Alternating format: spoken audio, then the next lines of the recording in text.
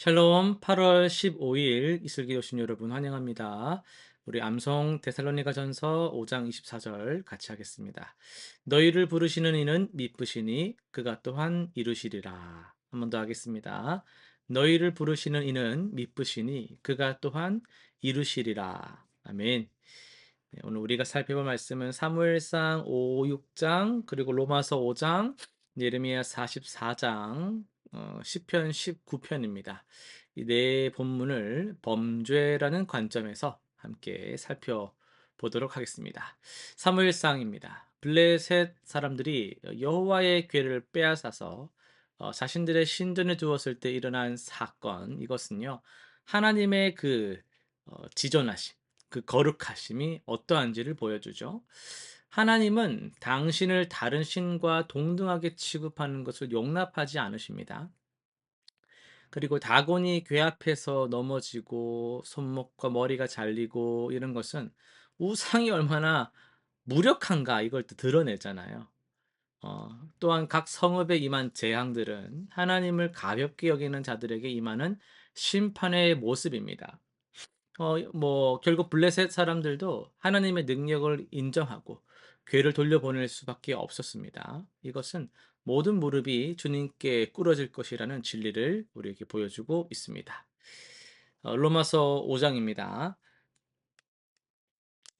아담의 범죄는 그냥 단순히 한 개인의 실수 이렇게 끝나는 것이 아니라 어, 대표자로서 온 인류에게 영향을 미친 결정적 사건이었죠. 한 사람의 범죄함으로 그 한 사람의 불순종으로 말미암아 이 세상에 죄가 들어왔고 이로 인해서 모든 그 이후의 사람들이 다 죄인이 된 거예요.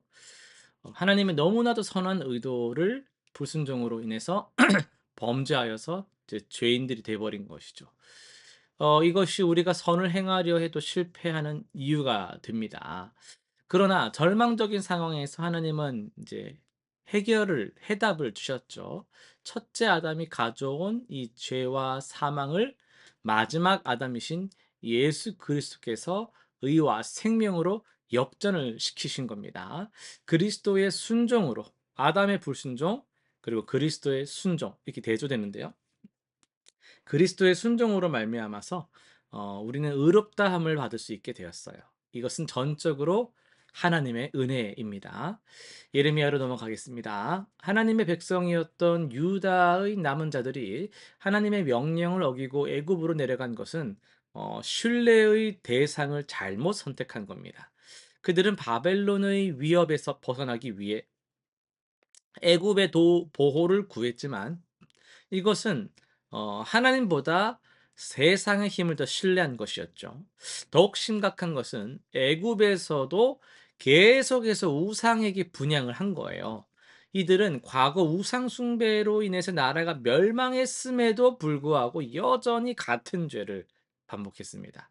하나님은 이런 고집스러운 불순종에 대해 확실한 심판을 선언하셨습니다. 진정한 안전과 평화는 오직 하나님께만 있습니다. 시편 19편을 중심으로 해서 숨어 있는 위험 신호라는 제목으로 말씀을 전하도록 하겠습니다.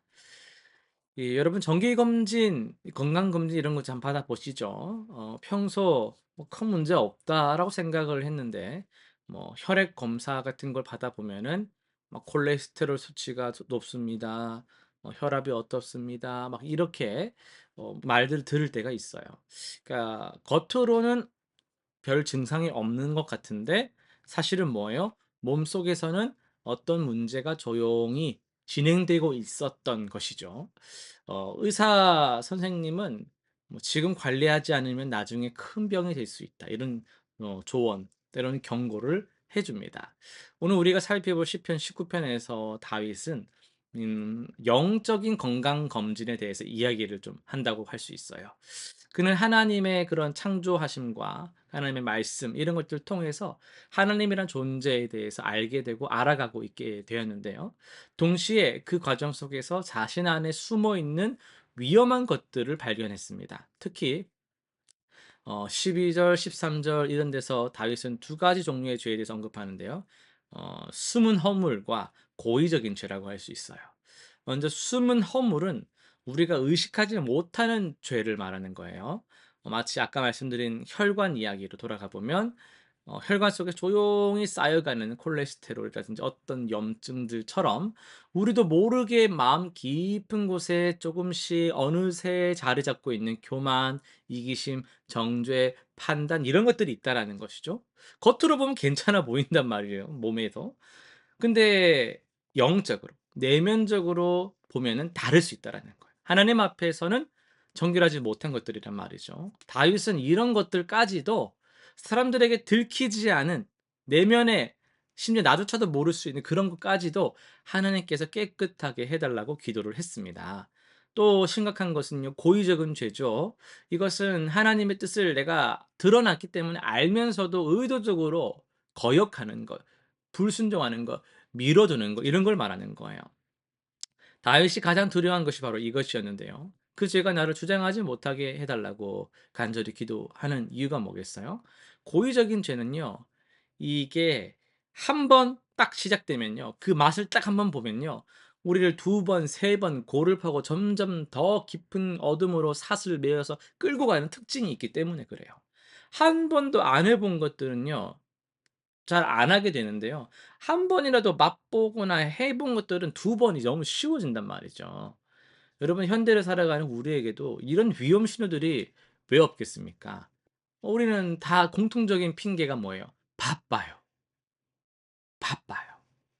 그래서 그 바쁘다라는 것, 그 결과로 피곤하다라는 것, 그로 인해서 우리는 이것저것 소홀하게 여기게 되는데 가족도 소홀하게 여길 때도 있고 나의 존재도 소홀하게 여길 때도 있고 가장 중요한 예배를 소홀히 여기기 시작한다라는 것, 그게 가장 큰 문제죠.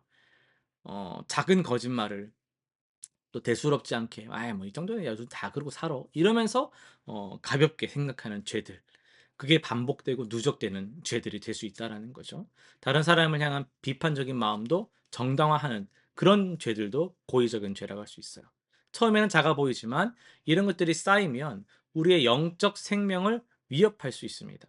다윗은 이 모든 문제의 해답을 하나님께서 자신의 반석이요 구속자가 되어 주시는 것에서 찾았습니다. 우리 스스로는 숨은 허물을 발견할 수도 고의적인 죄의 유혹을 이겨낼 수도 없습니다, 여러분. 오직 하나님의 도우심으로만 가능한 거예요. 사랑하는 성도 여러분, 우리 마음속에는 아직도 하나님께서 정결케 하셔야 할 영역들이 있습니다. 그것을 부끄러워하거나 숨기려 할 필요가 없습니다. 다윗처럼 어떻게 해요? 정직하게 또 어떻게 해요? 하나님 앞에 나아가서 도움을 구하십시오. 하나님은 우리의 연약함을 아시고 우리를 정결케 하시기를 원하십니다. 매일 주님의 말씀 앞에서 우리 마음을 점검하고 성령님의 음성에 민감하게 반응하는 삶을 살아가시기를 소원합니다. 실천상 세 가지 정리하겠습니다. 첫 번째는 매일 잠들기 전 하루를 돌아보면서 하나님께 용서를 구하는 시간을 꼭 가져보시기 바랍니다. 두 번째, 작은 유혹이라고 이 정도는 괜찮아라고 하지 마시고 작은 유혹에서부터 아니야, 아니요라고 말할 수 있는 영적 근력을 기르기 위해서 매일매일 영적 운동, 말씀 운동, 기도 운동을 해보시기를 바랍니다. 세 번째, 신앙의 동역자와 함께 서로 영적 상태를 점검하면서 기도하는 관계를 만들어 가시면 좋겠어요. 그렇게 하면은 좀 더 혼자 사는 것보다는 잘 이겨낼 수 있는 힘이 생깁니다. 기도하고 마치겠습니다. 하나님 아버지, 우리 마음 깊은 곳까지 주님께서 살피시고 또 정결케 해 주시기를 간절히 기도합니다. 우리도 모르게 있는 숨은 허물들을 용서해 주시고 고의적인 죄의 유혹에서부터 우리를 지켜 주옵소서. 주님만이 우리의 반석이시며 구속자이심을 고백하면서 날마다 주님 앞에서 정직한 마음으로 살아가게 하여 주옵소서. 예수님의 이름으로 기도드립니다. 아멘.